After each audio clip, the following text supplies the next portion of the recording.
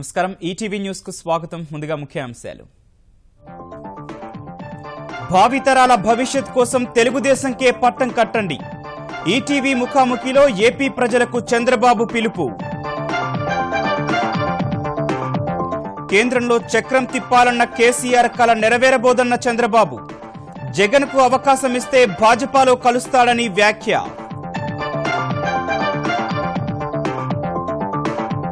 ఏపీకి ప్రత్యేక హోదాపై అభ్యంతరం లేదన్న కేసీఆర్.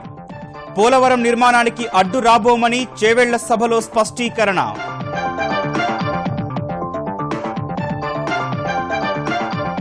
తెరాస వైకాపాలకు కలిపి 36 ఎంపీ సీట్లు ఖాయమన్న కేసీఆర్.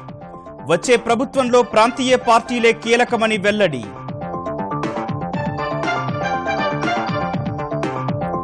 హోదాకు మద్దతుపై కేసీఆర్తో లేఖ ఇప్పించాలని జగన్కు చంద్రబాబు సవాల్. తెలంగాణ నుంచి రావాల్సిన ఆస్తుల మాటేమిటని ప్రశ్న.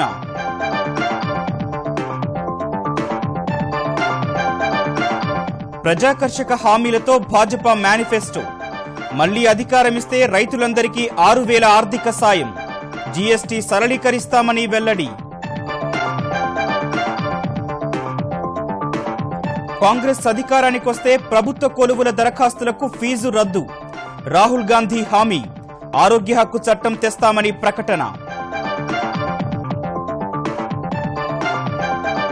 వీవీప్యాట్ స్లిప్పుల లెక్కింపుపై సుప్రీంకోర్టు తీర్పు. అసెంబ్లీ నియోజకవర్గానికి 5 బూత్లలో చేపట్టాలని ఈసీకి ఆదేశాలు.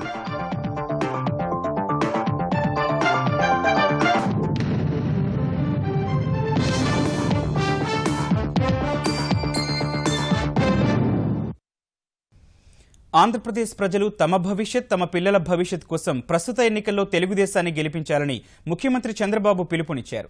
ఏ ఆలోచనను ఆచరణలో పెట్టి రాజధాని నిర్మాణానికి శ్రీకారం చుట్టానో అలాంటి ఆలోచనలతో ఎన్నికల హామీల అమలుకు నిధులు తెస్తామని ధీమా వ్యక్తం చేశారు. జగన్కు అవకాశం ఇస్తే కేసుల మాఫీ కోసం వైకాపాను భాజపాలో కలిపేస్తారన్న చంద్రబాబు 2014 నాటి చీకటి రోజులకు అవకాశం ఇవ్వొద్దని సూచించారు. జగన్తో కలిసి కేంద్రంలో చక్రం తిప్పుతారని కేసీఆర్ పగటికలలు కంటున్నారని చంద్రబాబు ఎద్దేవా చేశారు. విలన్ కూడా బలవంతుడిగా కనిపిస్తారన్న చంద్రబాబు తెలుగుదేశం గెలుపుపై ఎలాంటి సంకోచం లేదని ఈటీవీకి ఇచ్చిన ప్రత్యేక ఇంటర్వ్యూలో స్పష్టం చేశారు. సార్ నమస్కారం. సార్ ఇంకా ఒక్కరోజే సమయం మిగిలి ఉంది ప్రచారానికి. మొత్తం రాష్ట్రం అంతా కవర్ అయిపోయినాయా, ఇంకేమైనా కాన్స్టిట్యున్సీస్ మిగిలి ఉన్నాయా? అంటే మనం ఎన్ని చేసినా ఇంకా కొన్ని మిగిలిపోతూ ఉంటాయి. బ్రాడ్గా చాలా తరోగా ప్రతి ఒక్కరిని కలవగలిగాం. నేను చెప్పాలనుకున్న విషయాలన్నీ ప్రజలకు చెప్పగలిగాను. 5 సంవత్సరాలు ఏం చేశాం, భవిష్యత్తులో ఏం చేయబోతున్నాం అనే స్పష్టంగా ప్రతి ఒక్కరికి చేరవేయగలిగాను. ఈసారి నేను వచ్చింది మీ భవిష్యత్తు నా బాధ్యత, ఈ కాన్సెప్ట్తో నేను ముందు వస్తున్నాను. ఆ యాంగిల్లోనే ఈరోజు ఎలక్షన్ మేనిఫెస్టో కూడా రిలీజ్ చేశాం. మహిళలు వన్ సైడ్గా ఉన్నారు. మహిళల అభివృద్ధి కోసం పనిచేసిన పార్టీ తెలుగుదేశం పార్టీ. ఒక అన్నగా నాకు ఈరోజు రాష్ట్రంలో 1 కోటి మంది డాక్రా చెల్లెళ్ళు ఉన్నారు. నారా కోసం నారీ లోకం అని చెప్పి ఒక పెద్ద ప్రోగ్రాం ఒకటి తీసుకున్నారు.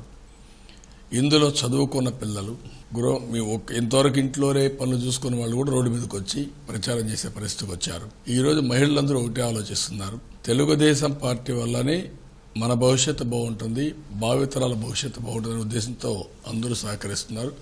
దీనికి మనస్ఫూర్తిగా వాళ్ళందరికీ అభినందన తెలియజేస్తున్న కృతజ్ఞతలు. ఎందుకంటే రాష్ట్రంలో కావాల్సినంత నీళ్లు ఉన్నాయి. బ్రహ్మాండమైన కోస్టల్ లైన్ 970 కిలోమీటర్లు ఉంది. ఒకవైపున యువత పెద్ద ఎత్తున ఉంది. ఇన్ఫ్రాస్ట్రక్చర్ క్రియేషన్ జరుగుతూ ఉంది. వీటన్నిటినీ అనుసంధానం చేయడానికి కావాల్సిన ఆర్థిక సంపత్తి ఎక్కడి నుంచి మీరు క్రియేట్ చేస్తారు? ఒక ఆలోచన ఉంటే ఆ ఆలోచన సంపదను సృష్టిస్తుంది. ఒక ఐడియా, ఒక ఇన్నోవేటివ్ ఐడియా ప్రపంచాన్ని మారుస్తాం. ఈరోజు మీరు చూస్తే టెక్నాలజీ, ఐటీ ఒక ఐడియానే. ఈరోజు నేను చేసిన పని రాజధాని ఒక ఐడియా. నా దగ్గర డబ్బులు లేదు, ల్యాండ్ పూలింగ్లో ముందుకు పోయాం. ప్రభుత్వం ₹1 ఖర్చు పెట్టకుండా 50,000 కోట్ల రూపాయలతో ట్రంక్ ఇన్ఫ్రాస్ట్రక్చర్ కానీ, ల్యాండ్ పూలింగ్ ఇన్ఫ్రాస్ట్రక్చర్ కానీ, రాజధాని నిర్మాణానికి ముందుకు పోయాం. One idea has transform.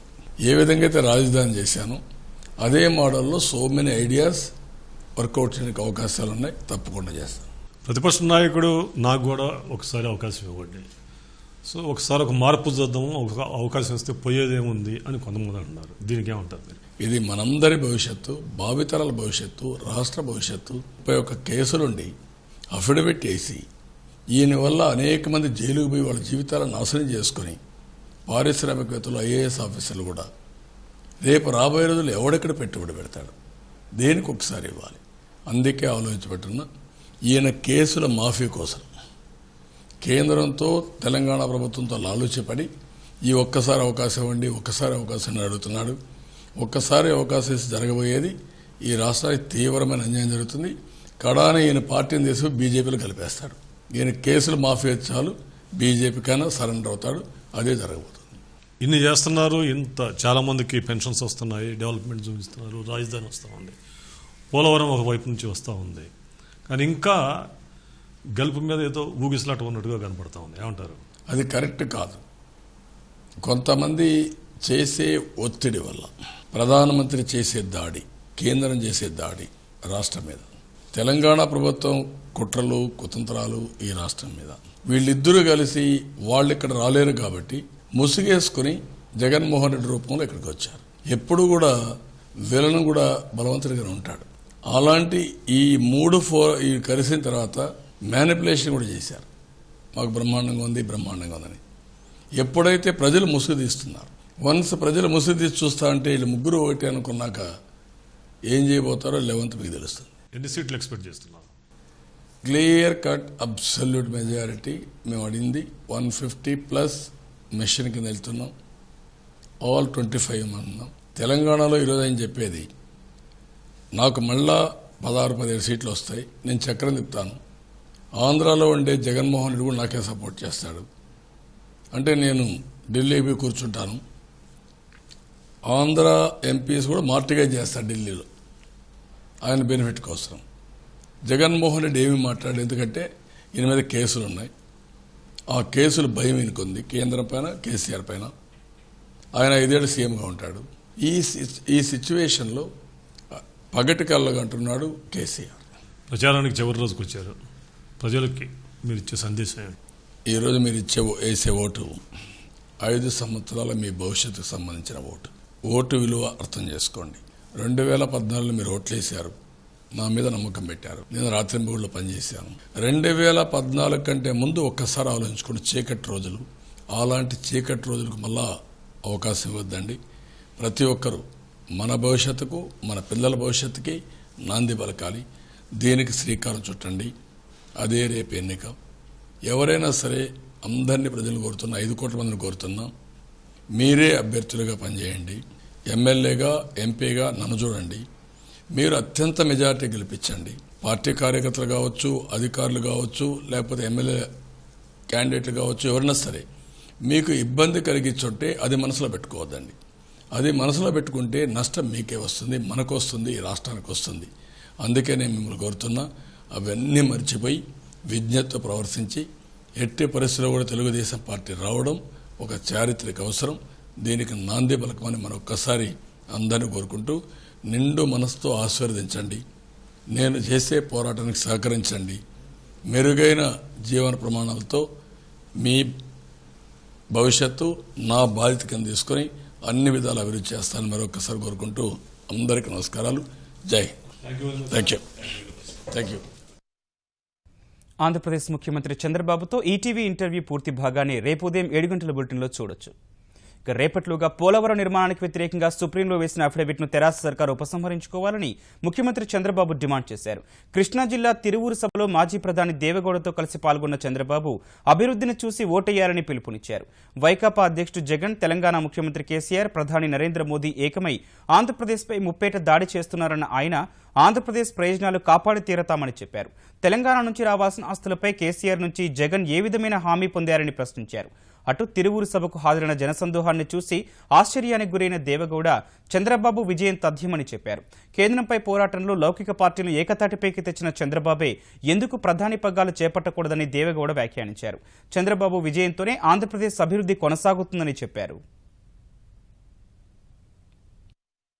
Polavaram పైన సుప్రీంకోర్టుకి వెళ్లారు. తెలంగాణ ప్రభుత్వం రేపటి లోపల సుప్రీంకోర్టుకు పోవని అఫిడవిట్ విత్డ్రా చేయాల్సిందిగా 5 కోట్ల ప్రజల తరపున డిమాండ్ చేస్తున్నానని చెప్పి మీకు తెలియజేస్తున్నా. అదే మరిగా కృష్ణా నీళ్లు మనకు రాకుండా ట్రిబ్యునల్ లో కేసేశాడు. కృష్ణా ట్రిబ్యునల్ వేసిన కేసుని నాగార్ సాగర్ గాని శ్రీశైలం గాని కృష్ణా రివర్ బోర్డు కింద ఉండాలి తప్ప వేరేది ఇక్కడ కాదు. అదే సమయంలో ముఖ్యమర్రి పోతిరెడ్డిపాడు క్లోజ్ చేయాలనుకుంటున్నారు. ఇది వాళ్ళకి అధికారం లేదు. మన నీళ్లు మన ఇష్ట ప్రకారం వాడుకుంటామని చెప్పి కూడా మీకు తెలియజేస్తున్నా. ఆస్తుల్లో మనకు వాటా ఉందా లేదా, ఇవ్వాలా లేదా, అందుకే అడుగుతున్నా. జనాభా దామాషా ప్రకారం మన వాటా మనకి ఇమ్మని డిమాండ్ చేస్తున్నానని చెప్పి కూడా మీకు తెలియజేస్తున్నా. Chandrababu Naidu has taken the lead to consolidate all the secular regional parties and gave a challenge to the so-called Honorable Prime Minister Narendra Modi.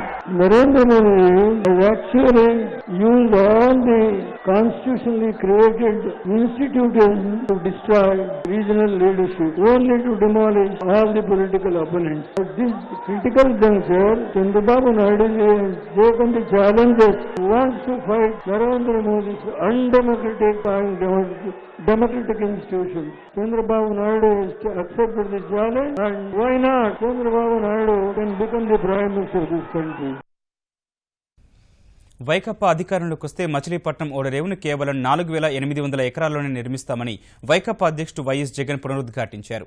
Telugu Desam ప్రభుత్వం 33,000 ఎకరాల్లో పోర్టు నిర్మాణానికి రాత్రికి రాత్రే నోటిఫికేషన్ ఇవ్వడం దారుణమన్నారు. రైతుల భూములు ప్రభుత్వం తీసుకోవడం అన్యాయమన్న జగన్ పోర్టును అభివృద్ధి చేస్తామని మచిలీపట్నం రోడ్ షోలో హామీ ఇచ్చారు.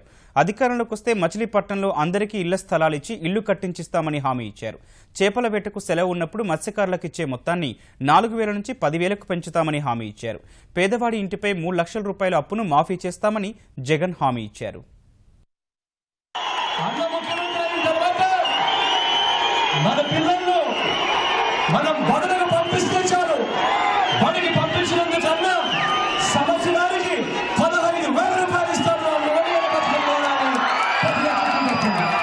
చంద్రబాబు ఇచ్చే 3,000 రూపాయలకు మోసపోవద్దా కానీ ప్రతి ఎక్కడికి చెప్పండి. ఎన్నికల ఫలితాలతో సంబంధం లేకుండా ప్రజలకు చివరి వరకు అండగా ఉంటారని జనసేన అధ్యక్షుడు పవన్ కళ్యాణ్ తెలిపారు. రాజమహేంద్రవరం ఎన్నికల ప్రచార సభలో పాల్గొన్న పవన్ అధికార విపక్ష పార్టీలపై తీవ్ర విమర్శలు గుప్పించారు. ముస్లింలకు తాను అండగా ఉంటానని హామీ ఇచ్చిన పవన్ అధికారంలోకి వచ్చిన తర్వాత సచార్ కమిటీ సూచనలు అమలు చేస్తామని చెప్పారు. అలీని కష్టాల్లో ఆదుకోవడం సహా అతడు చెప్పిన వారికి టికెట్ ఇచ్చినప్పటికీ వైకాపాకు వెళ్లడం బాధించిందని పవన్ చెప్పారు. అలీ లాంటి వారి వల్ల ప్రజలపై విశ్వాసం పోతోందని ఆవేదన వ్యక్తం చేశారు. నేను అండగా ఉండడానికి వచ్చాను. దోపిడీ వ్యవస్థ మీద పోటీ చేయడానికి వచ్చాను. దోపిడీ వ్యవస్థని మార్చడానికి వచ్చాను. సామాన్యుడికి అండగా ఉండడానికి వచ్చాను. కష్టపడే వాళ్ళకి, ఎవరైతే నిరాధారణకు గురైన వ్యవస్థ ఉందో, వ్యక్తులు ఉన్నారు, వాళ్ళకి అండగా నిలబడడానికి వచ్చాను. మీరు ఓటు వేస్తారా లేదా నాకు తెలియదు. ఈ రోజున నేను ముఖ్యమంత్రి అవుతానా లేదా నాకు తెలియదు. ఈ రోజున నేను రాజమండ్రి నడిపోటుని చెప్తున్నాను. నా కడశ్వాస వరకు మీకు అండగా ఉంటాను. ఆంధ్రప్రదేశ్కు కేంద్రం ప్రత్యేక హోదా ఇస్తే తమకేమీ అభ్యంతరం లేదని తెలంగాణ ముఖ్యమంత్రి కేసీఆర్ అన్నారు. పోలవరం ప్రాజెక్టుపై కూడా తమకు అభ్యంతరం లేదన్న కేసీఆర్ తెలంగాణను ముంచి నిర్మించాలనుకోవడంపై తాము అడ్డు చెప్పామని చేవెళ్ల సభలో పేర్కొన్నారు. జూన్ నుంచి కొత్త రెవెన్యూ చట్టాన్ని అమల్లోకి తెస్తామన్న కేసీఆర్ పంచాయతీరాజ్, పురపాలిక, రెవెన్యూ శాఖలో అవినీతిని రూపుమాపుతామని స్పష్టం చేశారు. లోక్సభ ఎన్నికల ప్రచారంలో భాగంగా ఇవాళ వికారాబాద్లో చేవెళ్ల పార్లమెంట్ నియోజకవర్గ సభకు హాజరైన ముఖ్యమంత్రి కేసీఆర్ ఎన్నికల్లో నాయకులు, పార్టీలు కాకుండా ప్రజలే గెలవాలని వ్యాఖ్యానించారు. తెరాస అధికారంలోకి వచ్చాక వికారాబాద్ జిల్లా ఏర్పాటు చేసినట్టు గుర్తు చేసిన కేసీఆర్ ఈ జిల్లాను చార్మినార్ జోన్లో కలపాలని డిమాండ్ ఉన్నట్టు చెప్పారు. ప్రస్తుత ఎన్నికల కోడ్ ముగిసిన తర్వాత ఈ మేరకు జీవో విడుదల చేస్తామన్నారు. జూన్ తర్వాత కొత్త రెవెన్యూ చట్టాన్ని అమల్లోకి తెస్తామన్న కేసీఆర్ ఆంధ్రప్రదేశ్కు ప్రత్యేక హోదా ఇస్తే తాము అడ్డుపడుతున్నామన్న విమర్శలను తోసిపుచ్చారు. చంద్రబాబు నాయుడు లక్షలాది మంది ఉన్న ఈ సభ నుంచి, ఈ తెలంగాణ గడ్డ నుంచి నేను చెప్తా ఉన్నా, 2 విషయాలు కుండబద్దలు కొట్టినట్టు నేను చెప్తా ఉన్నా. ఆంధ్రప్రదేశ్ రాష్ట్రానికి ప్రత్యేక హోదా ఇవ్వాలని అనేక సార్లు మా కేశవరావు గారు రాజ్యసభలో మాట్లాడినారు. మా ఎంపీలు లోక్సభలో మాట్లాడినారు. నేను కూడా చెప్పినాను. ఇవాళ కూడా మేము అదే స్టాండ్ మీద ఉన్నాం. 100% నాకున్న సమాచారం మేరకు 16 మేము, 1 ఓవైసీ గారు, తెలంగాణ 17 ఎంపీలు మనమే గెలుస్తా ఉన్నాం. అక్కడ జగన్మోహన్ రెడ్డి కూడా బ్రహ్మాండంగా గెలుస్తా ఉన్నాడు. 35, 36 ఎంపీలు ఇద్దరం కలిసి అయిపోతాం. ఖచ్చితంగా ఆంధ్రప్రదేశ్ రాష్ట్రానికి ప్రత్యేక హోదా తేవడానికి మా తెలంగాణ ఎంపీలు కూడా సపోర్ట్ చేస్తారు. టీఆర్ఎస్ కూడా సపోర్ట్ చేస్తుంది పాలసీగానే మనవి చేస్తా ఉన్నా. ఇదే సమయంలో పోలవరం ప్రాజెక్టు విషయంలో తమకు అభ్యంతరం లేదని కేసీఆర్ పేర్కొన్నారు. గోదావరిలో మేము 1000 టీఎంసీలు మాకు అలకేషన్ అన్నది, దాన్ని బాజప్తాగా తీసుకుంటాం. ఆంధ్రప్రదేశ్కి చెప్పినాం, మీరు పోలవరం ప్రాజెక్టు కట్టుకోమన్నాం, మేము పోలవరానికి అడ్డం రాలే. తెలంగాణ ముంచుతామంటే వద్దన్నాం కానీ పోలవరం ప్రాజెక్టు కట్టడానికి కూడా మేము సంపూర్ణ సహకారం చేస్తాం. ఎందుకంటే నీళ్లు వేస్ట్ గా పోతా ఉన్నాయి. ఈ సంవత్సరం కూడా 2600 టీఎంసీల నీళ్లు సముద్రం పాలైపోయినాయి. తెలంగాణ ఆంధ్ర వాడిన తర్వాత సముద్రానికి పోయిన దానికంటే మీరు ఆంధ్ర వాళ్ళు మాడుకుంటే మాకు ఏమైనా అబ్జెక్షన్ ఉంటుందా? కోరేదల్లా మా వాటా మాకు రావాలి, మా పొలాలు మారాలి, మాతో పాటు మీరు కూడా బతకాలని కోరుతున్నాం తప్ప నీలాగా రాజకీయాల కోసం అబద్ధం ఆడే వాళ్ళం కాదు. ఆంధ్ర ప్రజలు మంచోళ్లే, నీ అటువంటి 10 మంది కిరికిరిగాలు ఉన్నారు అక్కడక్కడ తప్ప ఆంధ్ర ప్రజలతోని మాకేం పంచాయతీ లేదని చెప్పి నేను మనవి చేస్తా ఉన్నా. కేంద్రంలో ఈ ఎన్నికల తర్వాత 100% సంకీర్ణ ప్రభుత్వం ఏర్పడబోతోందన్న కేసీఆర్ ఆ ప్రభుత్వంలో ప్రాంతీయ పార్టీలదే హవా నడుస్తుందని చెప్పారు. ప్రత్యేక హోదాకు అనుకూలమంటూ కేసీఆర్ చేసిన వ్యాఖ్యలపై కృష్ణా జిల్లా పెడనలో స్పందించిన చంద్రబాబు కేసీఆర్ మాటలు విశ్వసించే పరిస్థితి లేదన్నారు. గతంలోనూ అనేకసార్లు మాట మార్చిన విషయాన్ని గుర్తు చేశారు. కోడికత్తి పార్టీ తెలంగాణలో కేసీఆర్ తో కలిసి నాటకాలు ఆడతారు. కేసీఆర్ కబద్దార్. ఇప్పుడు కూడా అబద్దాలు చెప్పడం నీకు అలవాటు, నీ జీవితంలోనే అబద్దాలు. 2014లో కథలు చెప్పాడు. నేను అడుగుతున్నా, ప్రత్యేక హోదా గురించి మీరు మాట్లాడారు, సంతోషం. మొన్న ఏం మాట్లాడారు? మీరు ఇస్తామని మాట్లాడారు.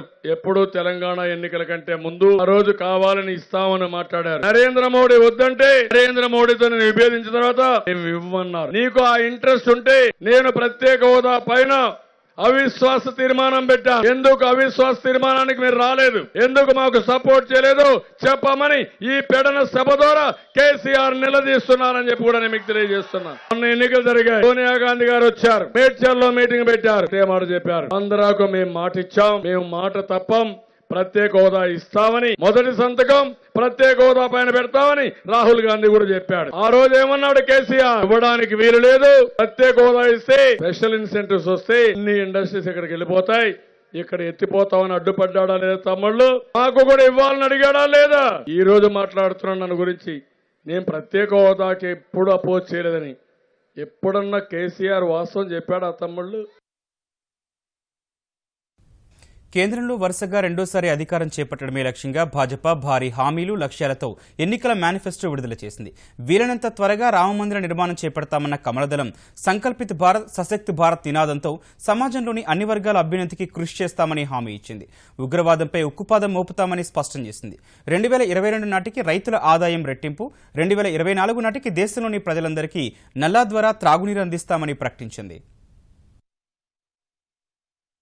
సుసంపన్న శక్తివంతమైన భారత నిర్మాణమే లక్ష్యమంటూ లోక్సభ ఎన్నికల కోసం భాజపా మేనిఫెస్టోను ప్రధాని నరేంద్ర మోదీ విడుదల చేశారు. ఢిల్లీలోని పార్టీ ప్రధాన కార్యాలయంలో భాజపా అధ్యక్షుడు అమిత్ షా, కేంద్ర మంత్రులు రాజ్నాథ్ సింగ్, సుష్మా స్వరాజ్, అరుణ్ జైట్లీ సమక్షంలో సంకల్ప పత్ర పేరుతో మేనిఫెస్టో విడుదల చేశారు. 2030 నాటికి భారత్ను ప్రపంచంలో 3వ అతిపెద్ద ఆర్థిక వ్యవస్థగా తీర్చిదిద్దడమే లక్ష్యమని మేనిఫెస్టోలో పేర్కొన్న భాజపా 2025 నాటికి $5 లక్షల కోట్ల, 2032 నాటికి $10 లక్షల కోట్ల ఆర్థిక వ్యవస్థగా భారత్ను తీర్చిదిద్దుతామని పేర్కొంది. మరోసారి అధికారంలోకి రాగానే జమ్మూ కశ్మీర్కు ప్రత్యేక హోదా కల్పిస్తున్న ఆర్టికల్ 370ని రద్దు చేస్తామని ప్రకటించింది. కశ్మీర్లో బయటి వ్యక్తులు ఆస్తులు కలిగి ఉండటానికి వీల్లేదన్న రాజ్యాంగంలోని ఆర్టికల్ 35A కూడా రద్దు చేస్తామని పేర్కొంది. జీఎస్టీని మరింత సరళీకరిస్తామని పేర్కొన్న భాజపా రక్షణ రంగ పరికరాలు, ఆయుధ సంపత్తిని సేకరించే ప్రక్రియను మరింత వేగవంతం చేస్తామని తెలిపింది. ఉగ్రవాదాన్ని ఎట్టి పరిస్థితుల్లో ఉపేక్షించేది లేదని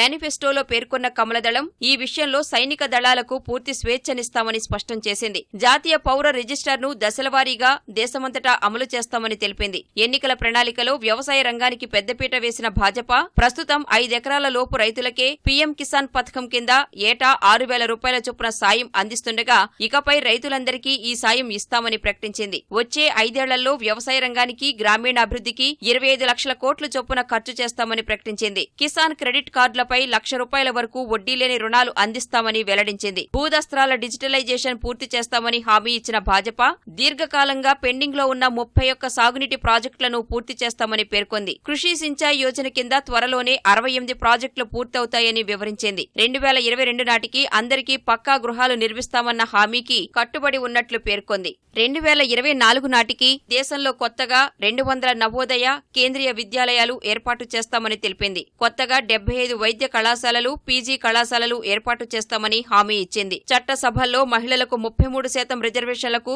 భాజపా కట్టుబడి ఉందన్న ప్రధాని నరేంద్ర మోదీ గ్రామం, పేదలు, రైతులు అనే నినాదంతో ఆయా వర్గాల అభ్యున్నతికి కృషి చేస్తామని వివరించారు. सामान्य मानवी की आकांक्षाओं को लेकर के हम क्या कर सकते हैं उसको घोषणा पत्र में लेके आए हैं. आजादी के 100 साल हो तब देश डेवलपिंग कंट्री से डेवलप कंट्री की ऊंचाई को कैसे पार करे. लेकिन 2047 का जो मजबूत फाउंडेशन है 2019 से 24 में रखना होगा. एक सकारात्मक विचारों को लेकर के हम देश को आगे ले जाने की दिशा प्रयास करते हैं. गांव, गरीब, किसान हमारे इस केंद्र में है. देश के नौजवानों के लिए उस प्रकार के अवसर जिसमें हम कहें 100 लाख करोड़ रुपए का इन्वेस्टमेंट, एग्रीकल्चर में 25 लाख करोड़ का इन्वेस्टमेंट, ये अपने आप में बहुत ऊंचे लक्ष्य लेकर के हम चल रहे हैं. దేశానికి స్వాతంత్ర్యం వచ్చి 75 ఏళ్లు పూర్తయ్యే 2022 నాటికి 75 లక్ష్యాల సాధనే ధ్యేయంగా స్పష్టమైన కార్యాచరణతో ముందుకు వెళుతున్నట్లు ప్రధాని మోదీ ప్రకటించారు. దేశంలో ప్రజల తాగునీటి కష్టాలను పూర్తిగా దూరం చేయటమే లక్ష్యమన్న ప్రధాని జల్ జీవన్ మిషన్ పేరిట కొత్త పథకాన్ని తెస్తామని ప్రకటించారు. నల్ సే జల్ కింద 2024 నాటికి ప్రతి ఇంటికి నల్లా ద్వారా తాగునీరు అందించేందుకు జలశక్తి పేరిట ప్రత్యేక మంత్రిత్వ శాఖను ఏర్పాటు చేస్తామన్నారు. కాంగ్రెస్ అధికారానికి వస్తే ప్రభుత్వ ఉద్యోగాలకు దరఖాస్తు రుసుం పూర్తిగా రద్దు చేస్తామని ఆ పార్టీ అధ్యక్షుడు రాహుల్ గాంధీ హామీ ఇచ్చారు. ప్రతి ఒక్కరూ ఆరోగ్య సేవలు పొందే విధంగా ఆరోగ్య రక్షణ హక్కు చట్టాన్ని అమలులోకి తెస్తామని ఫేస్బుక్ పోస్టు ద్వారా స్పష్టం చేశారు. ఆరోగ్య రక్షణ ప్రజా సంక్షేమానికి సంబంధించిన సమస్య అని మరో పోస్టులో తెలిపిన రాహుల్ సంపూర్ణ వైద్య సదుపాయాలు పొందడం అందరి హక్కు అని అభిప్రాయపడ్డారు. తమ పార్టీ అధికారంలోకి వస్తే జీడీపీలో 3% వైద్య సేవలకు కేటాయిస్తామన్నారు. అంతకుముందు ట్విట్టర్లో పలు అంశాలపై పోస్టులు పెట్టిన రాహుల్ మేనిఫెస్టోలో ప్రజలకిచ్చిన హామీలపైనే కాంగ్రెస్ ప్రధానంగా ప్రచారం చేస్తుందని పేర్కొన్నారు. న్యాయ పథకానికి విస్తృతంగా ప్రచారం జరుగుతోందని, న్యాయ పథకంతో దేశ ప్రజలకు జరగనున్న న్యాయం, భాజపా నాయకత్వంలో దేశంలో జరిగిన అన్యాయాలపైనే ముందుకెళ్తామని రాహుల్ వివరించారు. హైదరాబాద్ బాహ్య వలయ రహదారి ఓఆర్ఆర్కి వెలుపల ప్రాంతీయ రింగ్ రోడ్ ఆర్ఆర్ఆర్ లోపల నగరాన్ని అభివృద్ధి చేయనున్నట్లు తెరాస కార్యనిర్వాహక అధ్యక్షుడు కేటీఆర్ తెలిపారు. టౌన్షిప్లు నిర్మించే వారికి రాయితీలు కల్పిస్తామని హామీ ఇచ్చారు. మల్కాజ్గిరి లోక్సభ నియోజకవర్గ పరిధిలోని మన్సూరాబాద్ డివిజన్లో పార్టీ నేతలతో కలిసి ఎన్నికల ప్రచారంలో పాల్గొన్నారు. కేసీఆర్ ప్రవేశపెట్టిన పథకాలు దేశం మొత్తం ఆదర్శంగా నిలిచాయని, రైతు బంధు పథకమే అందుకు నిదర్శనమని కేటీఆర్ చెప్పారు. అభివృద్ధిని వికేంద్రీకరిస్తామన్న ఆయన తెలంగాణలోని వరంగల్ సహా ఇతర ప్రధాన నగరాల్లో మౌలిక వసతుల కల్పనకు అధిక ప్రాధాన్యం ఇస్తామన్నారు. 16 మంది ఎంపీలను గెలిచి కేంద్రంలో నిర్ణయాత్మక పాత్ర పోషించడం ద్వారా తెలంగాణకు 25,000 కోట్ల రూపాయల అదనపు నిధులు తీసుకొస్తామని చెప్పారు. ఇప్పుడు ఓఆర్ఆర్ ఏదైతే ఉందో దీనికి మరొక 30-40 కిలోమీటర్ల వెనకాల దానికి బయట ఆర్ఆర్ఆర్ కూడా కడతా ఉంది. రీజనల్ రింగ్ రోడ్ కూడా 330 కిలోమీటర్ల రీజనల్ రింగ్ రోడ్ కూడా ప్రారంభమైంది. అది మరి రాబోయే 3-4 ఏళ్లలో పూర్తవుతుందని చెప్పి నేను ఆశిస్తా ఉన్నాను. తద్వారా హైదరాబాద్, కొత్త హైదరాబాద్, రాబోయే హైదరాబాద్ అంతా ముఖ్యమంత్రి గారి ఆలోచన ఔటర్ రింగ్ రోడ్డు ఆర్ఆర్ఆర్ మధ్యలో కొత్త హైదరాబాద్ అంతా రావాలి, కొత్త కాలనీలు రావాలి, కొత్త టౌన్షిప్లు రావాలి. తద్వారా హైదరాబాద్ మీద లోడ్ తగ్గాలి, కాంక్రీట్ జంగల్గా హైదరాబాద్ మారకూడదు అనే ఆలోచనతో ఆ పని కూడా చేస్తా ఉన్నాం. హైదరాబాద్ నారాయణగూడలో పోలీసులు భారీ మొత్తంలో నగదు స్వాధీనం చేసుకున్నారు. నారాయణగూడలోని ఇండియన్ బ్యాంక్ నుంచి 8 కోట్ల రూపాయల నగదును డ్రా చేసుకుని వెళ్తున్నారన్న పక్కా సమాచారంపై తనిఖీలు నిర్వహించిన పోలీసులు భాజపా కార్యాలయానికి చెందిన 8 మందిని అదుపులోకి తీసుకున్నారు. భాజపా తెలంగాణ అధ్యక్షుడు ఆదేశాల మేరకు బ్యాంకులోని పార్టీ ఫండ్ నుంచి ఈ మొత్తాన్ని డ్రా చేసినట్లు అదుపులో ఉన్నవారు తెలిపారు. ప్రస్తుతం నిందితులు నారాయణగూడ పోలీస్ స్టేషన్లో ఉండగా వారిని విచారించి వివరాలు తెలుసుకునేందుకు ఎన్నికల పర్యవేక్షణ అధికారి, ఐటీ శాఖ అధికారులు స్టేషన్కు వచ్చారు. సార్వత్రిక ఎన్నికల్లో ప్రతి అసెంబ్లీ నియోజకవర్గం పరిధిలో 5 పోలింగ్ కేంద్రాల్లో వీవీప్యాట్ స్లిప్పులు లెక్కించాలని సుప్రీంకోర్టు ఆదేశించింది. సార్వత్రిక ఎన్నికల్లో 50% వీవీప్యాట్ స్లిప్పులు లెక్కించాలని తెలుగుదేశం అధినేత చంద్రబాబు సహా 21 పార్టీల ప్రతినిధులు దాఖలు చేసిన పిటిషన్పై విచారణ జరిపిన కోర్టు ఈ మేరకు తీర్పు వెలువరించింది. ప్రస్తుతం ఒక్కో అసెంబ్లీ నియోజకవర్గం పరిధిలో ఒక పోలింగ్ బూత్లో వీవీప్యాట్ స్లిప్పులు లెక్కిస్తుండగా లోక్సభ ఎన్నికల్లో ఆ సంఖ్యను 5కు పెంచాలని ప్రధాన న్యాయమూర్తి జస్టిస్ రంజన్ గొగోయ్ నేతృత్వంలోని సుప్రీం ధర్మాసనం తీర్పు వెలువరించింది. ఈ లెక్కింపు కోసం ఈవీఎంలను ర్యాండమ్గా ఎంచుకోవాలి ఇవ్వాలని కోర్టు సూచించింది. ఎన్నికల ప్రక్రియపై నమ్మకం, ఓటర్లలో విశ్వాసం పెంపొందించడానికి ఈ ప్రక్రియ దోహదపడుతుందని సుప్రీంకోర్టు పేర్కొంది. మరోవైపు సుప్రీంకోర్టు ఆదేశాలకు అనుగుణంగా ఒక్కో అసెంబ్లీ నియోజకవర్గం పరిధిలో 5 పోలింగ్ బూతుల్లో వీవీప్యాట్ స్లిప్పులు లెక్కించేందుకు ఏర్పాట్లు చేస్తామని కేంద్ర ఎన్నికల సంఘం తెలిపింది. ప్రధాని నరేంద్ర మోదీ జీవిత చరిత్ర ఆధారంగా రూపొందించిన సినిమా విడుదలపై ఈ పరిస్థితుల్లో ఎలాంటి ఆదేశాలు జారీ చేయలేమని సుప్రీంకోర్టు స్పష్టం చేసింది. ఈ సినిమాకు సెన్సార్ బోర్డు ధృవీకరణ పత్రం జారీ చేయాల్సి ఉన్నందున ఇప్పుడే ఎలాంటి ఆదేశాలు ఇవ్వలేమని ప్రధాన న్యాయమూర్తి జస్టిస్ రంజన్ గొగోయ్ నేతృత్వంలోని ధర్మాసనం తెలిపింది. ఈ సినిమాలో తీవ్ర అభ్యంతరకరమైన సన్నివేశాలున్నట్లు పిటిషనర్ నిరూపిస్తే ఈ అంశంపై రేపు విచారణ చేపట్టి ఆదేశాలు జారీ చేయగలమని వెల్లడించింది. ఇదే సమయంలో సినిమా కాపీ తనకివ్వాలన్న పిటిషనర్ విజ్ఞప్తిని కోర్టు తోసిపుచ్చింది. మధ్యప్రదేశ్ ముఖ్యమంత్రి కమల్నాథ్కు సన్నిహితులైన వారి ఇళ్లు, సంస్థల్లో ఇవాళ కూడా ఐటీ సోదాలు కొనసాగుతున్నాయి. ఎన్నికల కోసం హవాలా మార్గంలో నిధులు మళ్లించారనే ఆరోపణలపై భోపాల్, ఇండోర్ సహా ఢిల్లీలో కమల్నాథ్కు సన్నిహితులైన 52 మందిపై దాడులు నిర్వహించిన ఆదాయ పన్ను శాఖ అధికారులు భారీ ఎత్తున దస్త్రాలు, నగదు స్వాధీనం చేసుకున్నట్లు తెలుస్తోంది. ఆదివారం నుంచి దాదాపు 10 కోట్ల రూపాయల మేర అక్రమ సొమ్మును గుర్తించినట్లు సమాచారం. ఇప్పటి వరకు ఇండోర్లో స్వాధీనం చేసుకున్న డబ్బులను పెద్ద ట్రంకు పెట్టెల్లో పెట్టి ఓ వాహనంలో తరలించారు. ఈ దాడులపై ఆచితూచి స్పందించిన కమల్నాథ్ రాజ్యాంగ సంస్థలను భాజపా నేతృత్వంలోని ఎన్డీఏ సర్కారు ఇష్టారీతిన వినియోగించుకుంటున్న విషయాన్ని దేశం మొత్తం గమనిస్తోందన్నారు.